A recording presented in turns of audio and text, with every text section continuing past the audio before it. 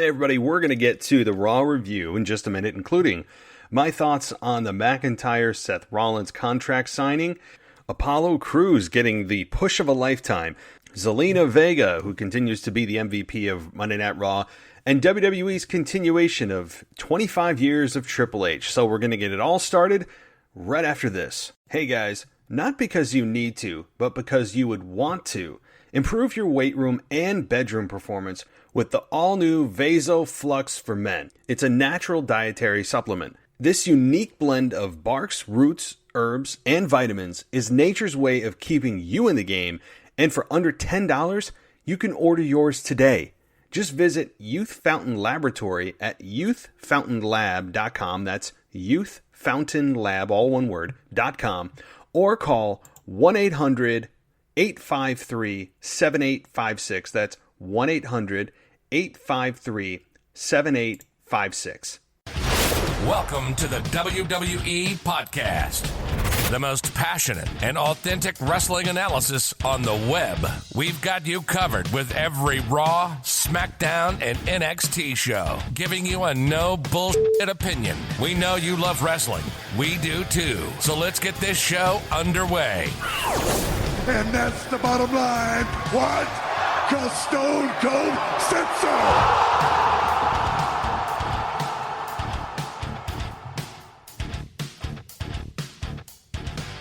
Hey guys, welcome to the WWE Podcast on this Tuesday, April 28th, 2020. And we're about to review Monday Night Raw as we continue with these empty arena formats for the foreseeable future. Rumors of reopening and, I don't know how true those are. The states are continuing to open on their own and open to people's criticism, and then they're not opening soon enough. And then, look, the fact of the matter is, sports are going to be the last thing to truly come back, at least the way that we know them. So I don't really believe that we will see, my own personal opinion, of which may have value or not to you, is that we may by late summer see a full arena of fans. And that may be optimistic. It may not return until the pandemic is over and we have a vaccine and everyone's vaccinated. I mean, who knows? But I'm not trying to bring in the current environment into things, but let's face it, without an audience, it's sometimes hard to watch. And I think the wrestlers, the performers, let me call them wrestlers because that's exactly what they are. I think the wrestlers would agree generally that they would love to have a live audience. They play off them. Their characters are built around them. Their promos are built for it.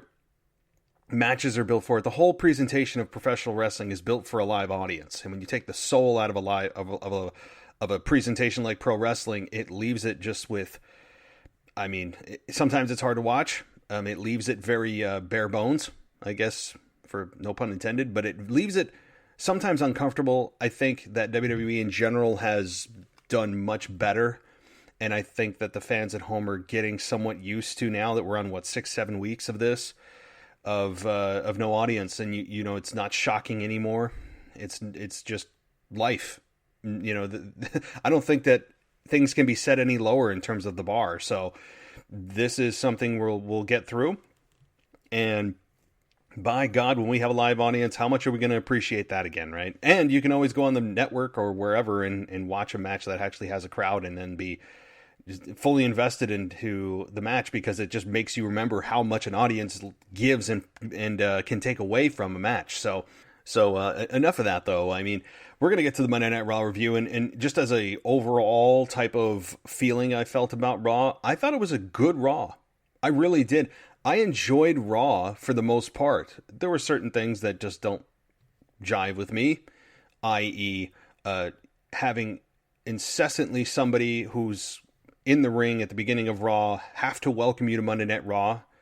And why do we need to be welcomed to the show that we know we're watching and have been watching, many of us, for decades? I don't know. It's just some kind of corporate must-do on their to-do list of everyone. I don't care if it was Kurt Angle as general manager, if it was God Almighty, the Authority, who did it every single Monday night back 5-6 years ago when that was a a thing, a weekly staple of Raw, or now we have MVP doing it. Can we start out with something different? I mean, please. It just, on top of that, you have MVP feeling like he's reading lines. You don't believe me? Go back and watch. This is not a shot at MVP. He does what he's told. I get it. I'm a fan of MVP. I like that he's kind of getting rebirthed here in WWE, but the whole scripting of certain promos, it's very apparent when they're scripted. Very, very. I mean, look at Jerry the King Lawler, for God's sakes. He did the contract signing. Why is he even there, number one? I mean, I don't understand why Jerry the King Lawler is even on Monday Night Raw.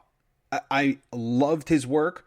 I think the King was a huge asset to Monday Night Raw, especially during his golden era with Jim Ross. There's no doubt that he contributed a lot to this business and in the ring. But the fact of the matter is, we don't need a three-man booth, and now you have Samoa Joe back, which we'll talk about that too. But you have him there to fly into Orlando for what? To read a segment at the beginning of the contract signing? Anybody could have hosted that. Anybody. And again, I don't know the intricacies of this whole thing with Jerry the King Lawler in WWE. Maybe he and WWE have come to some agreement that he'll be there in some capacity, even if it's not in an on-air role to help with X. I mean, whatever. But my point is, circling back, that these red segments, and that's exactly what this was. It felt like Jerry the King Lawler was reading off of a teleprompter. Those aren't his words. Those are not his words. Go listen to it. Why? Why do I need to hear somebody read a line? I would not be surprised if there literally was a teleprompter behind the hard camera. It really felt that much like that. And so same with MVP. So those are really the two things I'm just like, wait, what? I mean, a couple of things I was down on were those things. And I'm not trying to start off in a negative note, but I do have a lot of positives to get to. A lot of them to get to. So don't think that this is going to be all, you're too negative. No. I just wanted to get those off my chest because those are what's on my mind as we speak at this moment with Raw. But we do have a lot of good things that happen on Raw. Great wrestling on Raw. The building and rebuilding of new stars and existing stars. Jinder Mahal, Apollo Crews, to name a couple. So some mixed thoughts on those. And Andrade and Zelina Vega, who I'll get to in a minute too. Those are, all the names I just mentioned there are positives, I believe. I really do believe that. But first, I'd like to welcome you to the show. Thank you so much for joining me. We are on this podcast feed, my God, 7 times a week, sometimes more with my quick hits. This is many times a 8 or 9 show a week type of podcast, and I think that's a good thing because we cover all angles. Yes, we cover AEW. I don't care that we're called the WWE podcast. You know why? Because I call the shots. This is my show, and we're going to cover a wrestling product that I think a lot of WWE fans watch. It would be stupid for me not to.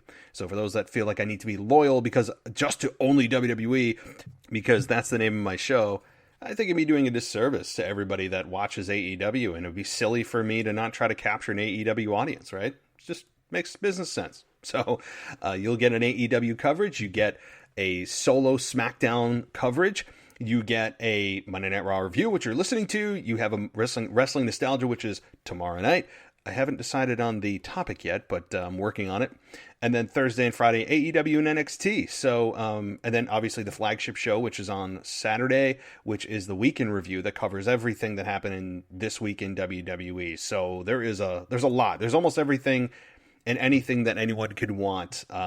What I don't provide and what I will be providing, and I know this is a glaring omission. Many of you are fans of the show, and I appreciate it.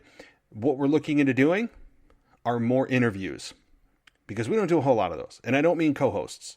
I have a great team of co-hosts. That's not what I'm talking about. I'm talking about true interviews with wrestlers, or those that may have exited the industry, or current employees of a wrestling company. Now, does that mean we're going to get interviews with WWE talent? Very difficult to do. Very difficult to do. Why? Because, number one, getting in a hold of them is difficult unless you have an insider in WWE. So not easy to get. Number two, many times they have to go through the corporate levels of approval. You have to go to the office, make sure it's okay. I mean, very unlikely that anybody is going to be going on a podcast without office approval, because it'll get out on the internet and it'll catch fire like nobody's business. So obviously I would go for it, and I'm going to be making an effort to do so, but not easy. So it'll probably be maybe independents. It may be former WWE stars, maybe people that no longer employed by the business. A lot of different avenues we could go. So keep an eye out for that. It's an effort that I'm going to be putting into place really immediately, and trying to lock down interviews, and maybe taking up a wrestling nostalgia for an interview Wednesday, or I'll come up with something. So just keep an eye out for that. I'm not promising anything right now, but if there's anything, any news, you guys will be the first to know. So I just wanted to point that out. Anyway, you guys can follow me on Twitter at the WWE Podcast, or you can hit me up on Patreon if you don't like ads and you're just like, get out of this, I can't handle the ads. Simple solution. Head on over to patreon.com and get your ad-free experience started right away. It's at patreon.com/WWE Podcast, and the entire library is available ad-free. Seriously, for $1. That's it. And you get exclusive content that I published several weeks ago, and you get a shout out on the show, much more available too as you go up in tiers. But anyway, let's get to Monday Night Raw, and let's start with what I thought, and who I thought, again, was the shining star of Raw. And, well, I feel like a broken record coming on here every Monday night, every Tuesday night, and I think that's okay, because we call it straight here. We have no affiliation with WWE, which means we don't have any vested interest in who we put over and who we don't. We can say whatever we want, but we're always truthful here. And with that said, I think Zelina Vega was the shining star of Raw. Again, I mean, the more I see her on my screen, I'm not getting sick of her. And you may say, oh, that's because you're a guy. No, certainly, look, she's a very, very good-looking woman. There's no question. WWE knows this. She knows this. It is irrelevant to the point, because, yes, she's good-looking. And I shouldn't say many, some may go, oh, well, that's great because she looks nice, and I don't mind nice, good-looking people on my screen. But if you're a true wrestling fan, good looks go up in smoke real quick if there's no substance behind it. If you have a good-looking person, man or woman, and they are just all sizzle and no steak, as JR would say, then it's very obvious and it becomes apparent quickly. So with Zelina Vega, she clearly has the looks. Okay, let's get past that. But she also just emits confidence. Whether she's faking it really well or not, I don't care, because I believe what she's saying. I believe her words. I believe her selling at ringside during a match, that she is with every move. And she doesn't oversell the moves. She just stands at ringside. She cheers on her business associates. I love how it's strictly business associates. It's no sexual innuendo. There's no, oh, maybe I'm hooking up with him. Maybe there's some kind of wink and a nod, or what are they really doing? No, there's none of that. None of it. And that's great. That's a very rare thing to have with an attractive female paired with a male, that there's not even a hint of a story of something deeper as a relationship going on. No. There's none of that, which I think adds a lot to her character, because she's all business. And I've said that too. But this just goes as part of Raw now, that she is the glue that holds not just her team together, that she's building nicely, and being the spokesperson for her team, which has yet to be named. I would like them to come up with a name at some point. I think it's important. But for now, it's just the unnamed trio with Zelina Vega as their spokesperson, as their brain trust, as their kingpin, whatever you want to label her as. And she's not just the glue of that group. She's the glue of Monday Night Raw. And that's not putting down anybody on Raw. That's certainly not putting down Drew McIntyre, who I like as champion. I feel bad for that he's not getting the adulation of the fans that I think he deserves. No, that's not superficial. I think you live for that as a wrestler in WWE. Notice I didn't say performer. As a wrestler in WWE, you live for that. I don't need to be involved in the business to know that. right? I mean, so especially with Drew, you can tell it's genuine that he loves this business. So it's not to put down him. It's not to put down Seth. It's not to put down anybody in WWE right now that is getting a push or has been a mainstay or has veteran status. The fact of the matter is Zelina Vega being involved in so many segments now, she's not just involved in a quick entrance with Andrade at ringside, there to help him win, maybe does a Hurricane Rana and ends up leaving. No, they have really tapped into something here that is, I hope, a sign of things to come. And do I need to see her in 6 segments every Raw? No. I think eventually she'll wear out her welcome, but she's showing you right now what she's capable of. She's showing you that it's not just a pretty face for those that don't even understand that she has so much more to bring to the table.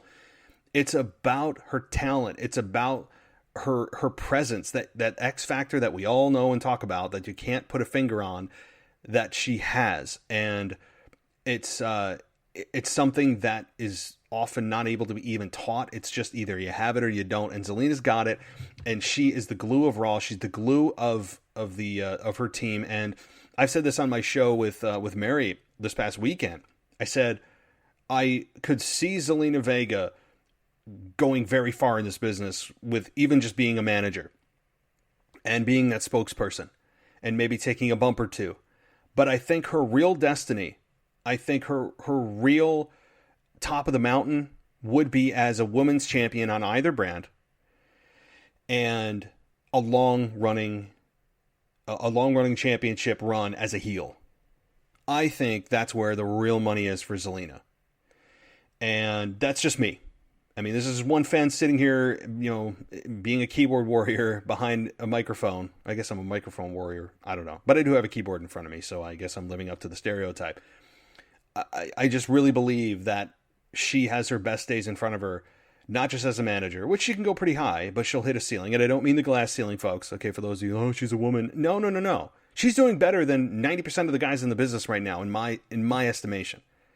I'm talking about a true ceiling as a manager. You can only go so far. Yes, you have the exceptions of Bobby the Brain Heenan, Paul Heyman, right? But you're talking about the elite of the elite.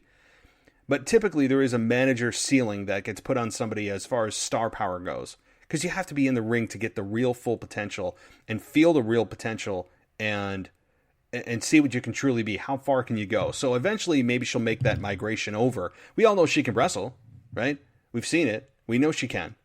Athletic as hell. Great shape. So she'll be there. She'll get there. I just hope they don't overlook her as a future woman's champion, as a long-running heel champ. Just a thought. And maybe it's Becky Lynch she eventually goes after. Just a thought there too.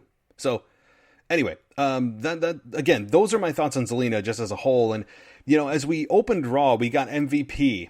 Again, a very, very, very, very red script from MVP. In the MVP, the VIP lounge. And he brings in all the competitors from Raw for the men's Money in the Bank ladder match that nobody can get right. I mean, in terms of describing it, nobody can get this right. I think Jerry the King Lawler said that it's a Money in the Bank championship. And I believe MVP said it's a opportunity to compete for the WWE title. Well, I mean, is it though? Right? Because if it's not, you have the SmackDown side that's going to compete for the Universal title. Nonetheless, I'm splitting hairs. But anyway, we got at the beginning of Raw, MVP bringing out the 3 competitors. And from there, it was kind of awkward. We got Aleister Black, Rey Mysterio, and Apollo Crews. And it didn't last long because we got the interruption from Garza, Andrade, and Austin Theory with Zelina Vega. And Zelina was basically implying that this is the future. You guys were the future at one point, and basically asking them to relinquish their opportunity for the ladder match at Money in the Bank. I mean, it's just it's preposterous, but it's hilariously great as a heel to actually propose that. So again, I this isn't a entire show about Zelina Vega, but she's woven throughout the fabric of the show time after time.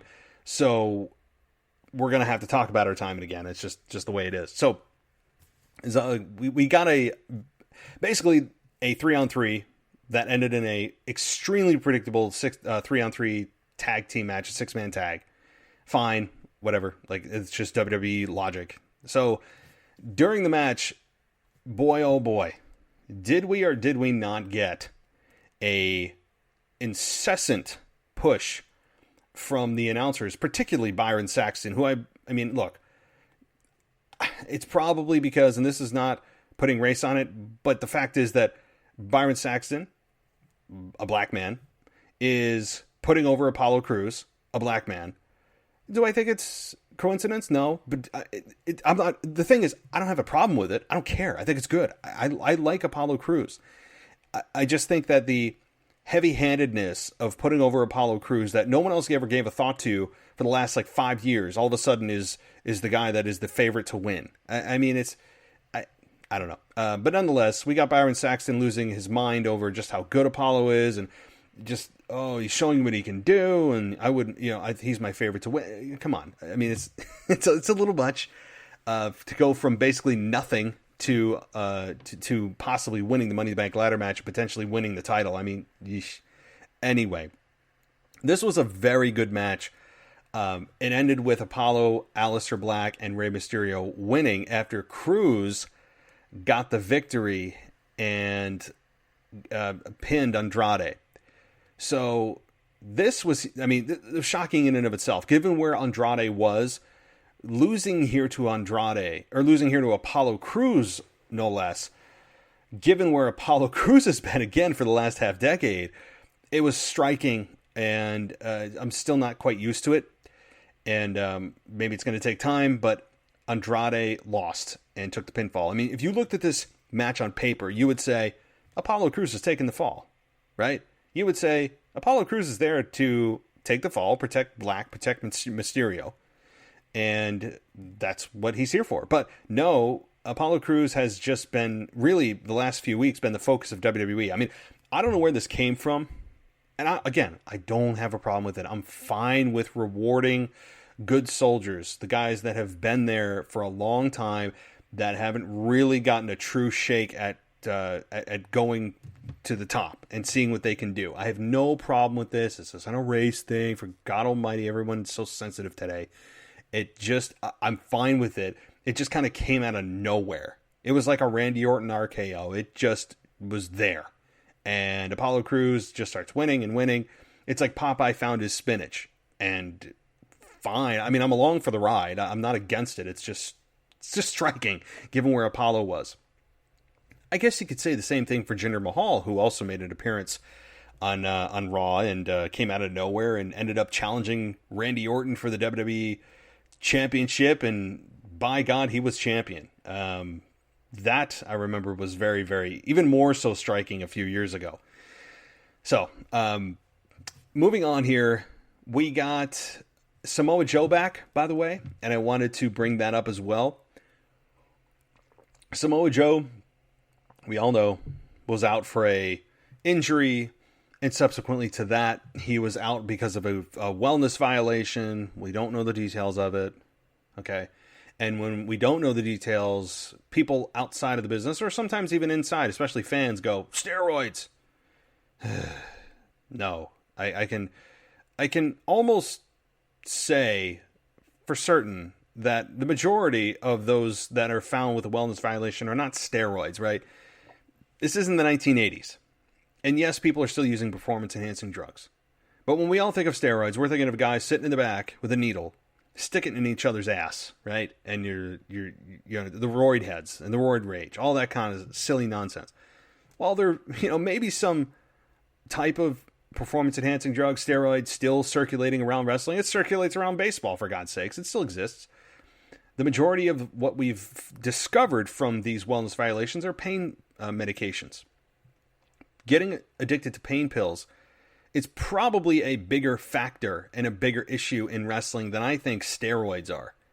I mean, do they exist still? Sure, I'm sure they do in some kind of form. But the fact is that these guys and gals beat the holy hell out of their bodies every night, 5 nights a week, sometimes more. And their bodies break down. And what happens then? You want to relieve the pain. You can go to alcohol, you can go to drugs, but more often than not, it's usually pain pills. Austin got addicted to them. He's admitted it, right? It's probably that. Again, I'm speculating, but for those that think it's all steroids, come on, let's move on here. I mean, there's been no sport more riddled with steroids over the last 10 years than baseball, right? So those of you that think that wrestling is roided up, take a look at baseball for actual facts on those that have been exposed for steroids, right? So, all right, I digress. Okay, but it's good to see Samoa Joe back. I'm glad he's back in the announce booth. He does add credibility. He adds a veteran voice. It's interesting that he has just kind of transitioned back from Seth Rollins and his group beating the hell out of him to just kind of quietly being put back in the announcer's booth. I'm not sure if he'll stay there. I don't know what the long-term plan is for Joe. Kevin Owens is missing, among others. After WrestleMania, Randy Orton, Edge, all just MIA. They don't exist right now. Getting time off, and I'm fine with that. It's not a complaint or a slight. That's fine. That's good. I'd rather have them come back when there's an actual live audience. But Samoa Joe, do I know his long-term plans? No, I don't think anyone does. That's outside the company. But it's good to hear him back. I'm glad. I'm still not a fan of a 3-man booth. I'm all about 2, right? I mean, I don't know why there needs to be 3. 3 gets very crowded. But I'm fine with Joe being there. It's good to see him back. And, hey, let's all move on. Let's all move on. Okay, then we got into the Triple H moments. And Todd Phillips said that the 25-year celebration of Triple H continues here on Raw tonight with the top 10 defining moments of the Cerebral Assassin. I can't speak tonight. Cerebral. Jeez, my cerebral isn't working. So, Triple H, we got moment number 10. March 1998, Triple H formed the second version of DX. He's got 2 words for you. Okay, this isn't a nostalgia type of show, but I just want to touch quickly on each moment. Number 10, I remember that. I remember that was the night after Austin beat Michaels at WrestleMania 14. And Michaels went off to basically find himself, find God, heal his body. And he didn't fully come back till 2002 to face Triple H at SummerSlam, which that was a hell of a match too. I mean, the comeback of HBK is something to behold. But I remember that night, and it was Triple H taking the throne, no pun intended, from HBK. And it was Triple H's defining moment as the leader of D-Generation X, and I remember that very fondly, and I think it does belong in the top 10, so credit to WWE. All right, we're going to take a quick break, and then on the other side, we're going to get to Triple H moment number 9 with Triple H's fight against Sting, right, that many people were not happy of the outcome with, and so we'll get to that. And then, obviously, tons more to get to with Monday Night Raw, including more about Zelina Vega and Charlie Caruso and Angel Garza, this kind of budding romance or just lusting type of connection that these two have. And more on Apollo Crews and his injury and him crying, which I've got something to say about that for sure. So stay right here. We'll be right back. Hey, guys. Not because you need to, but because you would want to. Improve your weight room and bedroom performance with the all-new Vaso Flux for Men. It's a natural dietary supplement. This unique blend of barks, roots, herbs, and vitamins is nature's way of keeping you in the game, and for under $10, you can order yours today. Just visit Youth Fountain Laboratory at youthfountainlab.com. That's youthfountainlab, all one word, .com. Or call 1-800-853-7856. That's 1-800-853-7856. Welcome back to the WWE Podcast. Let's get back to more great wrestling audio.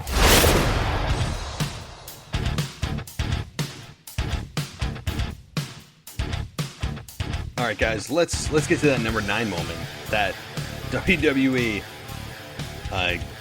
put up as the number 9 moment of Triple H's career, and that was Triple H against Sting at WrestleMania in 2015, where DX got involved, NWO got involved, and kind of a mess of a match. It really didn't make a whole lot of sense with NWO coming to Sting's aid, given the storyline in WCW at that time. That'd be like Stone Cold coming to Vince McMahon's aid if the heel turn never happened. I mean, it's just like, wait, what? That doesn't make any sense. But it was all just because they're under the brand of WCW, right? Whatever. So Triple H ended up hitting Sting in the head with a sledgehammer, and finally putting the long-time rivalry to end. What long-time rivalry? Did Triple H and Sting have some kind of personal rivalry we didn't know about? Or are they just trying to put WCW versus WWE as the cover of that match? We already got that with the Invasion. I don't know how Triple H versus Sting represents WWE versus WCW. No, that doesn't. If you wanted that, you wanted to embody it in 2 guys? If you wanted to embody WCW and WWE in one match with one-on-one, there's only one way to do that. And that would be Stone Cold Steve Austin versus Hollywood Hulk Hogan. That is the only way you would get a true embodiment of that picture. Otherwise, you're selling me a bill of goods I don't buy. But let's move on. This isn't a nostalgia episode, but boy, it's so easy to go down the rabbit hole, isn't it? And then they shake hands at the end.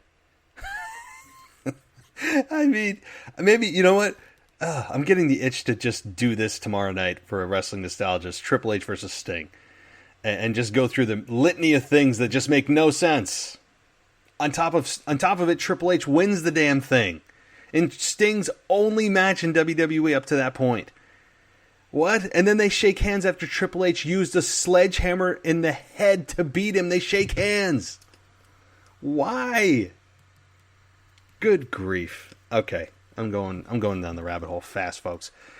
Okay, then we got a backstage segment here with Charlie Caruso, who also probably got as many times on the cam as Zelina Vega did. I mean, she was the only interviewer there, and for good reason, obviously, with the restrictions going on.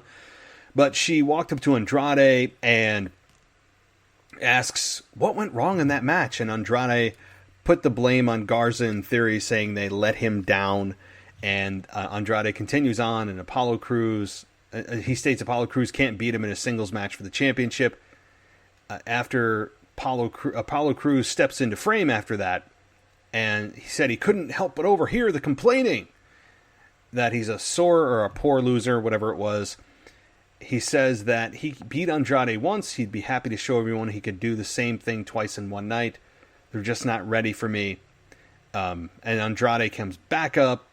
They get into a little bit of a scuffle after Crews slaps Andrade hard. I mean, really hard in the face. And then Vega says that they're on, and he got lucky after one match. Boy, I will say, Crews got he came off a little bit heelish here. Crews did not come off likable. He came off as kind of an arrogant punk that got lucky in a match, just as Zelina said, and then got overconfident and slapped the champion. I mean, Crews, I don't know what to make of him yet, because I don't think he knows what he is, right? Crews has never been in this type of situation in his career, where he's being put in a fairly prominent position. And he's kind of acting overconfident, unlikable, yet the narrative that's being told to me by the announcers when they're calling Apollo's matches is that he's he's an unsung hero, and that he could be WWE's next big star, and that he could win the Money in the Bank ladder match, and all these things. And do I buy it? I mean, I don't know. I don't know. I just don't know what to make of Apollo, and I'm willing to give it a try. I think he's a great athlete, as we've all said a million times. Potential, potential, potential, potential. That's the definition of Apollo Crews, is potential. So we'll have to see where this goes. But okay. Then we get moment number 8. And this was the first SmackDown main event Triple H went and main evented this first SmackDown in August of 1999 with a WWF Championship match against The Rock with Shawn Michaels as the referee. Boy, oh boy, do I remember this. Anybody else remember this match? It is stuck in my head forever because of how angry this made me. And when I say angry, I mean that in a great way, because I don't feel this way a lot today. And that is invested in a character I love in The Rock against a guy that I can't stand in Triple H. And you have his best friend as the referee who's claiming to be impartial, and The Rock hits the rock bottom, goes through the people's elbow, and bam, Michaels hits The Rock in the face with Sweet Chin Music, pedigree 1, 2, 3, and still your WWF champion, Triple H. It was a great, great main event that made me angry. Now, it didn't put a smile on my face, but you know what? I still came back and invested my money to see The Rock overcome Triple H. Doesn't always have to be a happy ending to get just to get people invested. You get people invested by playing with their emotions, not just giving them the predictable same emotion of, well, the good guy's going to win here. Well, how do you know? Why not give them a swerve every once in a while and build up to that moment instead of just so concerned about that superficial smile? I mean, jeez. I'm going to go on a rant. Okay. Then we get another commercial break. And we got moment number 7, which was Triple H in July of 2000, backstage with Trish showing her how to get out of a move. And Stephanie walks in. We've all seen this one before. And it was just well done all the way around. I mean, it does belong in Triple H's top 10. It's funny. I remember watching it. Stephanie losing her mind. It was just all, it was all well done by everybody. So I have nothing really much to say about that. Okay. Then after the moment number 7, we got the women's triple threat match with Asuka, Shayna Baszler, and Nia Jax. Now, they advertised this the first half of the show. And when they advertised this, I said, What? What? No, but really, I did. And I was thinking, did I miss something? Is this something that was advertised last week and I missed? Is this a pay-per-view match that maybe they're telling me that it's on a pay-per-view, not Raw? But no, it was advertised for Raw. And the reason I was so perplexed by it is this is a main event pay-per-view.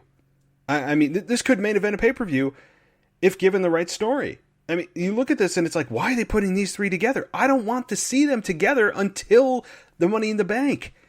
And yes, we didn't actually get the match, which I was pleasantly surprised about. This was nothing more than just a brawl. There was no point to even putting in this triple threat match at all, because they could have just had them coming out, cut promos, and then brawl. I mean, this is a little bit more of a creative way, so I guess I'll give them props for that. But the fact is that when I saw this, I was very confused, because why would they give this away unadvertised? Basically, I mean, not even generally.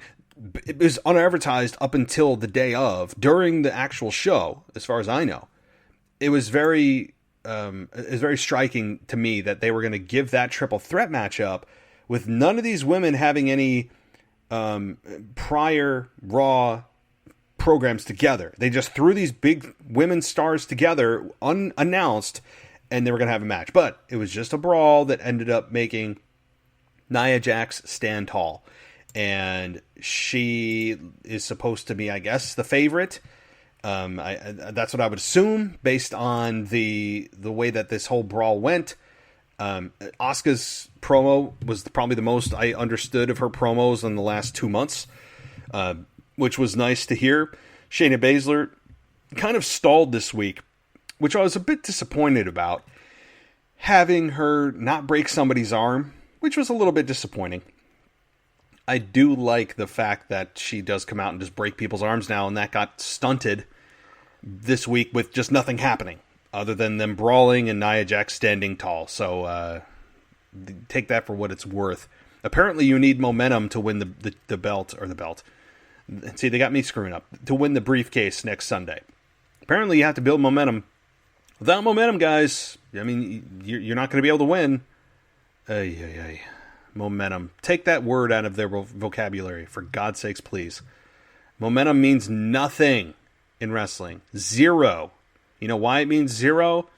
Because you've told us, and you've shown us it means zero by telling us it means something, ultimately to have that person who, quote, had all that momentum lose the big match, right? Momentum also during a match, if you're looking at it on a much smaller scale during just an individual match, not even the length of a program, just an individual match, the momentum that they tout as such a big deal and building, you gotta build it, means nothing, because in about 20 to 30 seconds you can guarantee yourself that the, quote, momentum, I don't even think they really know what that means, is going to shift the other way, because that's how a wrestling match goes. God, can they please just remove that from the vocabulary of the announcers? For God's sakes. Please. Okay. Then we got Bobby Lashley winning against Denzel Dejournette, who just continues to be an enhancement talent on Raw. But we got a segment backstage with Lana talking and hyping Lashley, and Lashley walks in and tells Lana he would prefer she didn't accompany him to ringside, and she looked offended, asking why. He says that she's a distraction, and he says she's too beautiful. Her eyes, her legs, he isn't able to focus. He then heads to the stage as Lana is smiling like a giddy girl and stands backstage. Okay, so here's the difference between Zelina Vega and Lana. Both extremely attractive women. You could argue they're on the same level. One's a blonde. Well, Lana was a blonde. And one's a brunette. Much darker hair. But generally I would say in the same wavelength of like jaw-droppingly beautiful. Great. Wonderful. But here's where that ends. The similarities end between these two, and the differences begin, because Zelina Vega has a much deeper character, a much more, I think, poignant, articulate character on the microphone, and this is where Lana becomes a sex object. Lana has been now defined down to a sex object. End of subject. Right? I mean, do I need to say more? Okay. So, after this match, I mean, I don't even know what to say about Bobby Lashley's win. I mean, it's just, it doesn't mean anything, honestly. It really doesn't mean anything. We got a Liv Morgan and Ruby Riott match. And this one ended up seeing Liv Morgan come out on top as she hits her finish for the win. Oblivion, I guess is the name of it. And after the match, Liv Morgan says that she feels like a lot of people her age. She's just trying to figure out who she is and what that means. But she's confident that she will figure it out. Boy, lots of figuring things out, huh? I mean, so wait a minute. You're telling me that Liv Morgan, the one that left the Riot Squad, I remember the day she left, she said, "I'll be back. I'm going to be somebody different. I'm changing who I am." And we get these vignettes that talked about who she knew she was and that she found herself and her confidence, blah, blah, blah. And all of a sudden she just lost herself again. She has no idea who she is. It's not a good look, right? I mean, Liv Morgan's going in circles. I don't know what direction this is going. I think the star here is going to be Ruby Riott. Ruby Riott, to me, is the star of this. Liv Morgan, I'm sorry, she's I think, from, again, fans' perspective, she looks like she's serviceable in the ring, but Ruby Riott is the star. Liv Morgan is kind of eye candy at this point. I mean, I don't know what Liv Morgan is.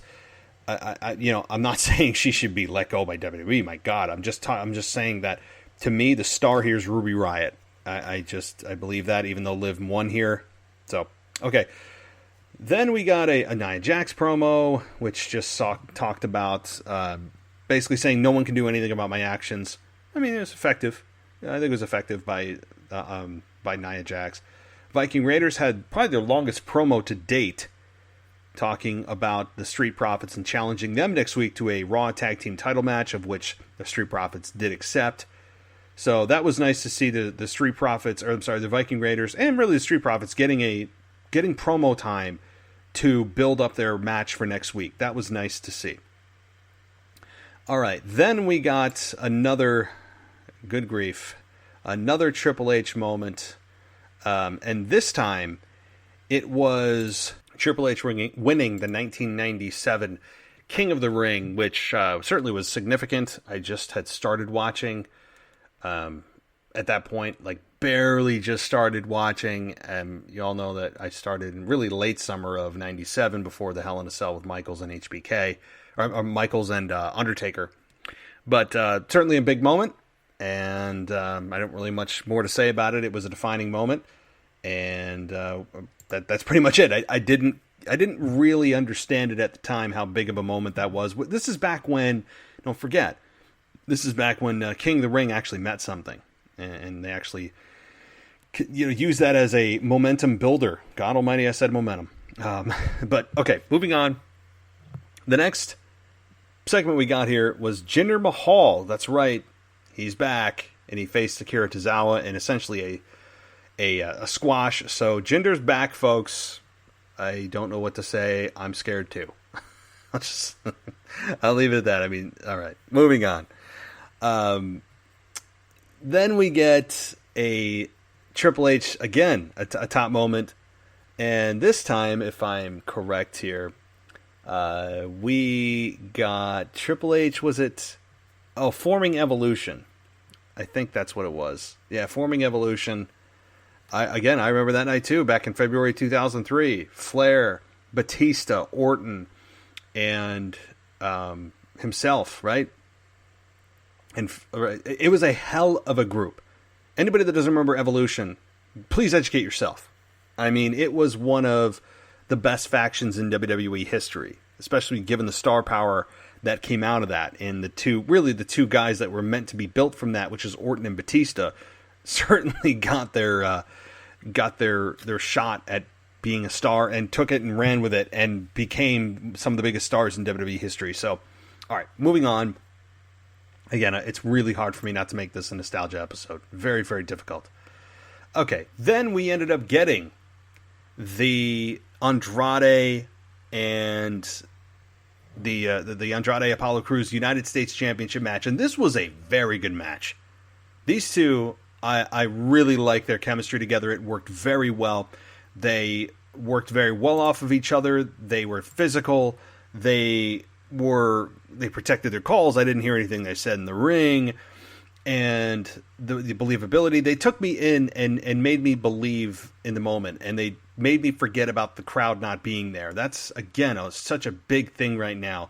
And when I don't know that or think about the crowd not being there and just crickets, it's distracting. But these two guys did a great job. So props to both to Cruz and to Andrade for putting on a hell of a match, ultimately ending in an injury stoppage.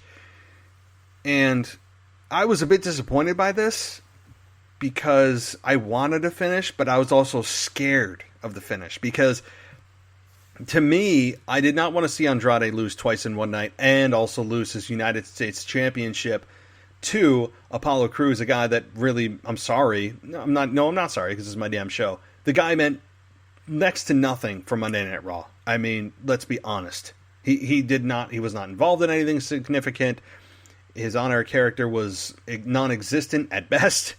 So the fact that he would have come and taken the belt from Andrade, a guy that has really been, I think, a very good United States champion, has shown you what he can do in the ring, obviously with Zelina there, and having Drew McIntyre run through that group a couple of weeks in a row, they needed to not lose here and hold that gold, and they did.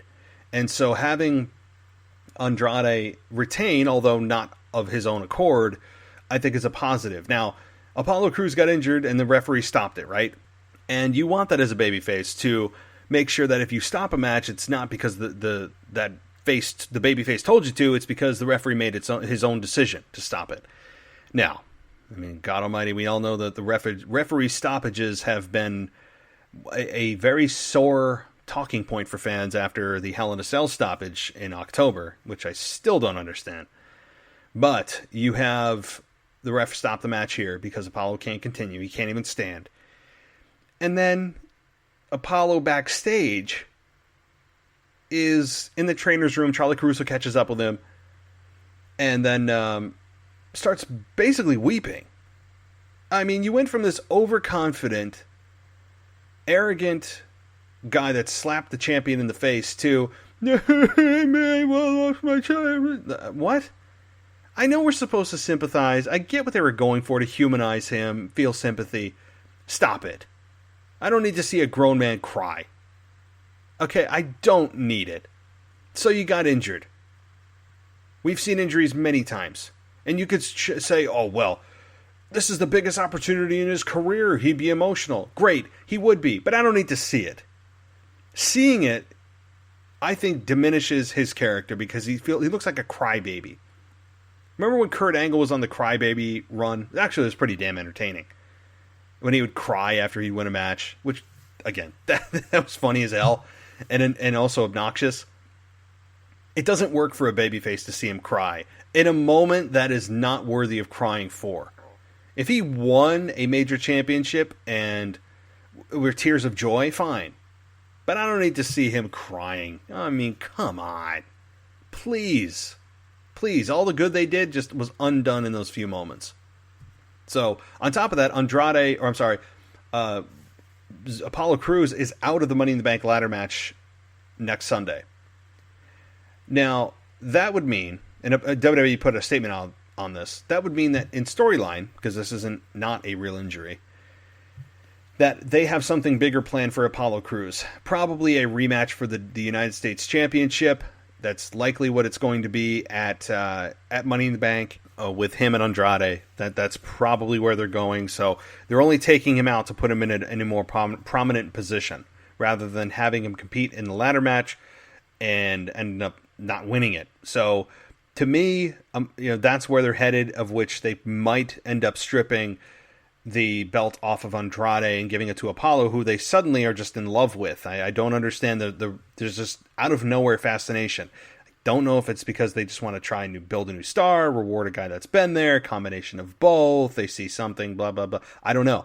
But I just hope they think long and hard about this decision before they take the belt off of Andrade, who has done a great job as champion. I think has more in him, especially with Zelina. You just formed this new group. You want the group to have gold.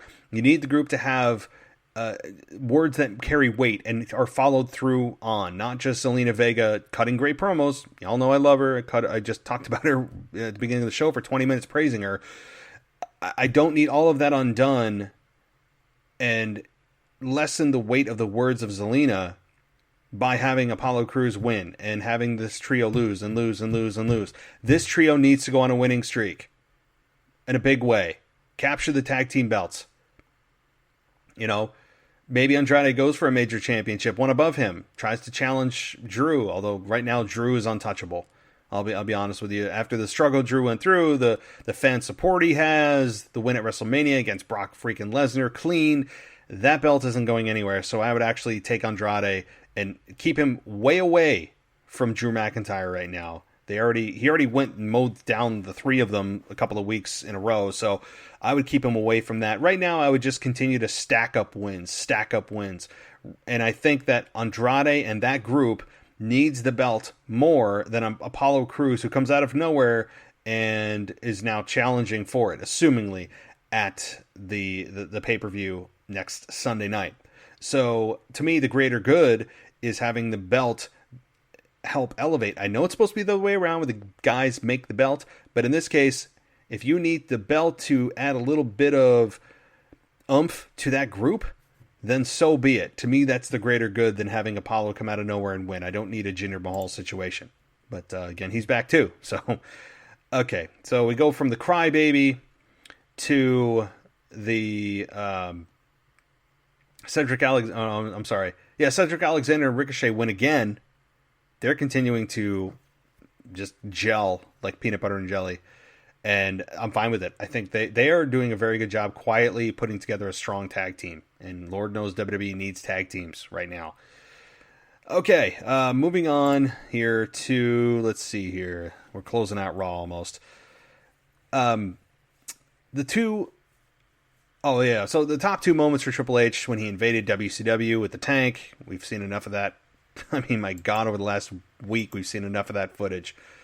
And then the number one moment was his return to the Garden in 2002. And I agree with that. That was his biggest defining moment of his career, because it was such an organic reaction to a massive heel that left to a embraced babyface upon his return. That showed you respect.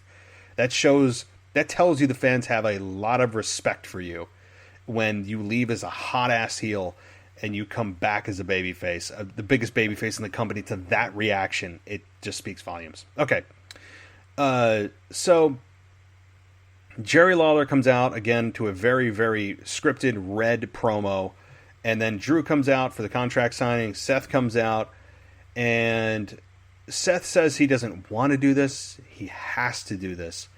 And he admits that he started it by jumping Drew to get the WWE Championship where it needs to be. And he says that this is bigger than all of us. And Seth claims that Drew will be a great champion someday. But he doesn't want to happen what happened to him, which is why it's his burden to carry. I love how Seth frames this. He's trying to tell Drew that what he is carrying around is a burden, and that Seth is willing to help him and take that from him to carry that burden. It's such an a-hole thing, a sly car salesman type of logic to put on him. Great stuff by Seth. Seth's delivery lately has been very good, whether it's in his backstage promos, now in-ring promos. It's not the Seth Rollins of old being a messiah. It's now the messiah being the messiah, just being kind of quiet. He's slowed down his pace. He has almost gone psychotic now since losing to KO at WrestleMania. He's kind of slipping in more and more into this, into his own reality.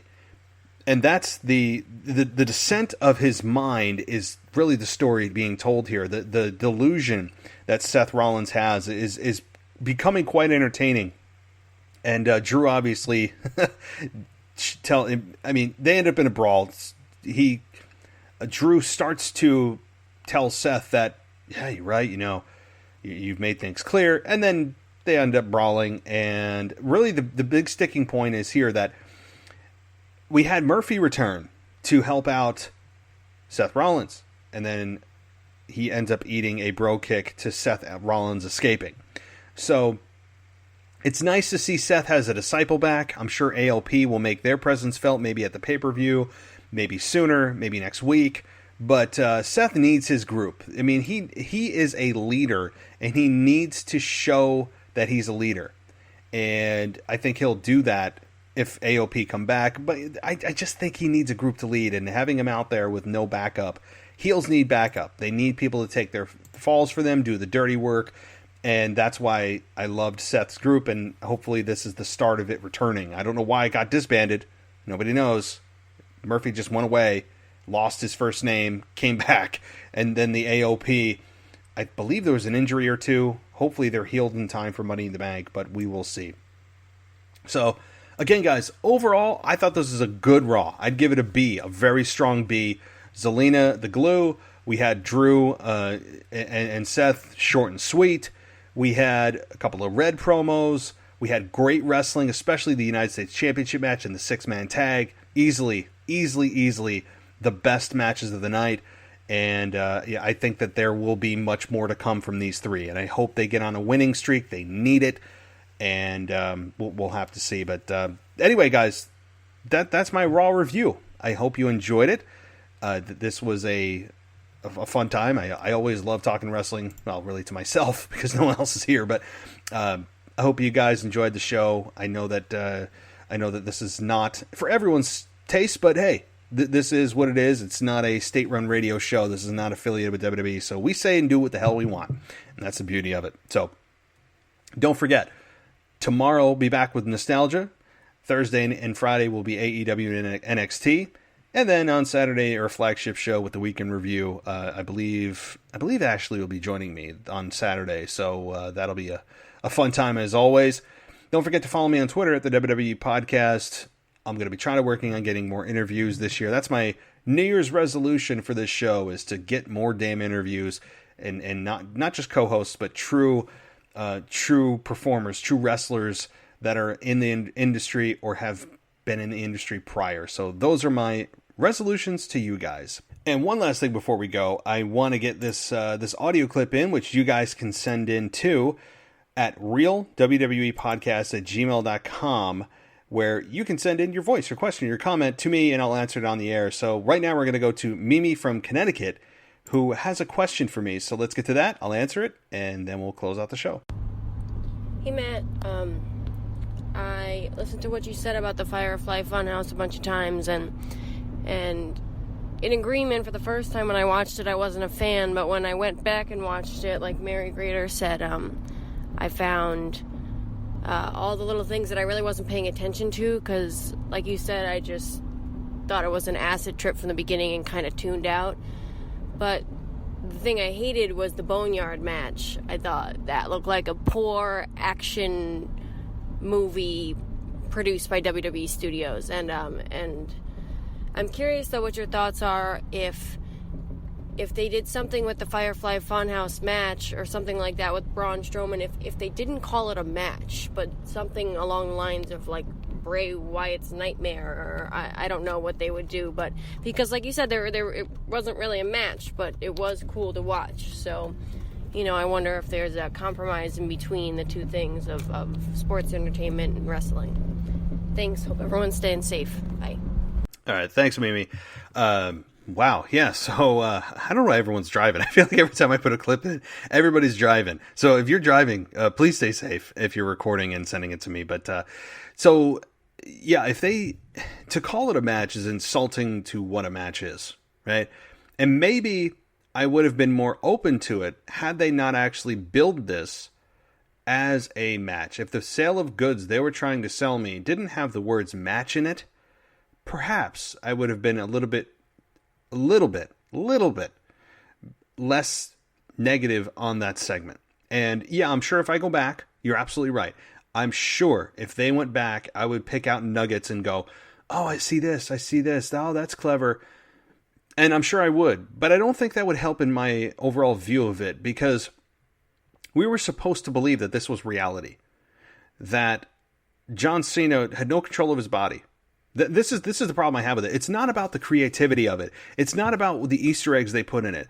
It's about believability, which has always been at the heart and soul of what wrestling is and what makes wrestling great. So you're absolutely right. I'm sure if I went back, I'd go, ooh, clever. Ooh, I get that. Ooh, I see that reference. That's wonderful. That's great. It's clever. But the problem is it's so overshadowed by how unbelievable it is and conceivable it is, even in the crazy, insane world of pro wrestling, to believe that Bray Wyatt not only has telepathic powers, he has the powers to be able to possess people. John Cena is somehow transported into many, many worlds of which he has no control of himself in. It just, that's the problem I had. It's not even the messages and the hidden stuff and all this. You could sit and dissect this thing for days and weeks, right? And I'm sure you'd find things and connect the dots, and you'd find the genius in it, and that's wonderful. I just can't get past the presentation of it and how unbelievable it was and how we're supposed to just take it seriously. I can't. So it's interesting to hear, though, that you didn't like you liked the Boneyard match less. And it was a poor man's produced cinematic fight. That's what it was. It was a poor man's Hollywood. That's exactly what that was. And I was a little higher on that than I was the graveyard or the Firefly Funhouse match, because of the fact that the Firefly Funhouse wasn't even a match, right? As you just said it. Maybe if they called it the Firefly Funhouse Experience. I don't know. Like you said, the Nightmare. Fine. Great. Just don't call it a match. That's insulting to what a match is. I mean, if they just made this a WWE film, great. I would have, then fine. You're on the right platform because it's a film, not a wrestling match. But you're going to get me ranting again. But thanks, Mimi, for the question and the comment. And stay safe driving. Those of you that record and drive, please stay safe. But if you want to get on the show just like Mimi did, email me, realwwepodcast@gmail.com. You can send it to me directly from your phone. Just create a voice memo and email me the file. Alrighty, well, guys, thank you so much for joining me. Hope everyone's staying safe and we're getting through this. And before you know it, this will all be over, right? I hope. It's been 6-7 weeks for many of us, but we're all here together. I'll be here every step of the way for your wrestling reviews and thoughts. So thank you guys for joining me. I'll talk to you soon.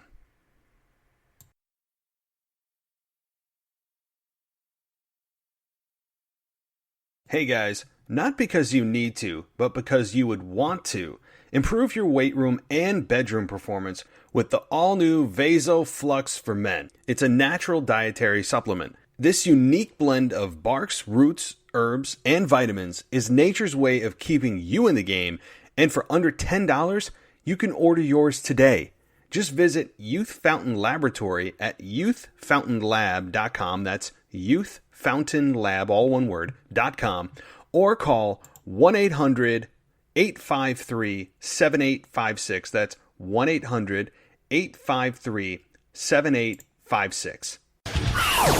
Thanks for listening to the WWE Podcast. Don't forget to subscribe on your favorite podcast app so you don't miss a show, or head to WWEpodcast.com. And for all of these shows ad-free, head over to patreon.com/WWE Podcast. Until then, we'll see you next time.